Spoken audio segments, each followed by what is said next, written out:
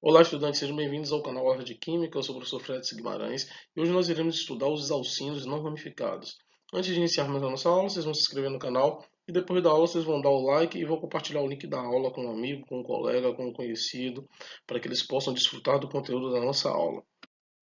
A gente não deve esquecer que alcinos faz parte da função hidrocarbonetos.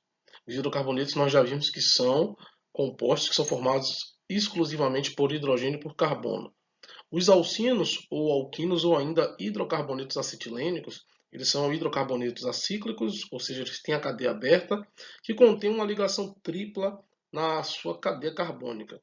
Então nós temos aqui 4 exemplos de alcinos e todos eles a gente pode ver que eles têm a ligação tripla, que é isso que caracteriza o alcino, né? Ter a ligação tripla, ser um hidrocarboneto e ter a cadeia aberta. Então nós temos aqui todos os 4 exemplos aqui com a ligação tripla. Isso que caracteriza eles serem alcinos.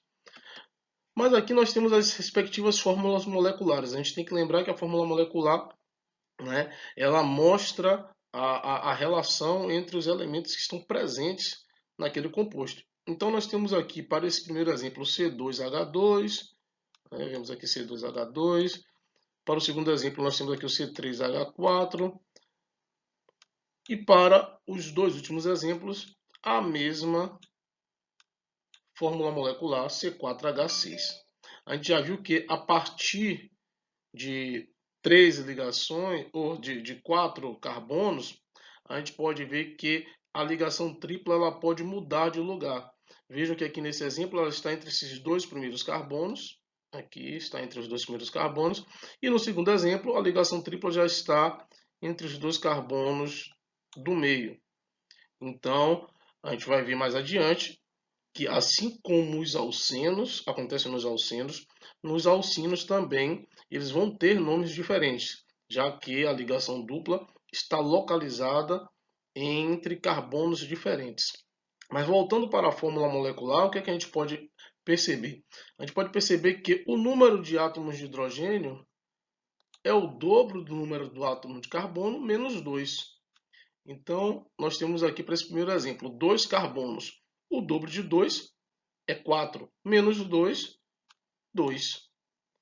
Aqui no segundo exemplo, nós temos o número de carbono 3. O dobro de 3 é 6, menos 2, 4. E assim vale para os outros exemplos, né? E para todos os outros alcinos. Então, nós temos aqui a fórmula geral dos alcinos, CnH2n-2, onde N é o número de átomos de carbono. Nós já vimos isso nos alcanos e nos alcenos e estamos vendo agora nos alcinos. Mas como é que a gente faz para dar a nomenclatura de um alcino? A gente vai seguir aquele mesmo raciocínio que a gente viu lá para os alcanos, para os alcenos e agora para os alcinos. Nós teremos um prefixo, o prefixo vai estar relacionado com o número de átomos de carbono. Esse infixo aqui está relacionado com o alceno, então, como é um alcino, então, como é alcino, nós temos como infixo in, e o O é porque é uma função hidrocarboneto. Então, sabendo disso, a gente vem trabalhando isso desde os alcanos, vimos que nos alcenos acontece semelhante, só que o infixo é diferente, e aqui nos alcinos também nós teremos um prefixo que está relacionado ao número de átomos de carbonos. Nós temos o infixo aqui para os alcinos, o infixo é in, e a terminação, o sufixo O, porque ele é um hidrocarboneto. Então nós temos aqui como exemplo o alcino mais simples, ele tem 2 carbonos. Por que tem que ter 2 carbonos? Porque a gente tem que ter uma ligação tripla. E para ter ligação tripla, a gente tem que ter pelo menos 2 carbonos para que ocorra essa ligação tripla. Aqui para o composto com 2 carbonos, a gente sabe que o prefixo é et. Como ele é um alcino, a gente vai ter lá o infixo in e a terminação O. Então o nome desse composto ele é etino. Et, porque são 2 carbonos, a gente já viu isso. In, porque é alcino. E O, porque ele é um hidrocarboneto. O etino também é conhecido pelo nome de acetileno. O acetileno ele é um gás na temperatura ambiente e é um gás que ele produz uma chama com uma temperatura muito elevada. Ele é muito utilizado em maçarico. E também acontece de algumas frutas, quando estão amadurecendo, liberarem esse gás. Então, por exemplo, nós temos lá uma banana. Ela está amadurecendo, se a gente coloca ela enrolada num papel, dentro de um saco, a gente percebe que ela amadurece mais rápido.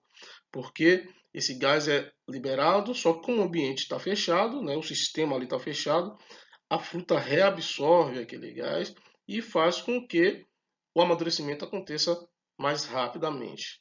Aqui com 3 carbonos, a gente já viu que o prefixo para 3 é prop. Como é um alcino, o infixo é in, terminação O, então o nome desse composto é o propino. Então aqui etino são 2 carbonos, a gente já viu, e o propino são 3 carbonos. O prop são 3 carbonos.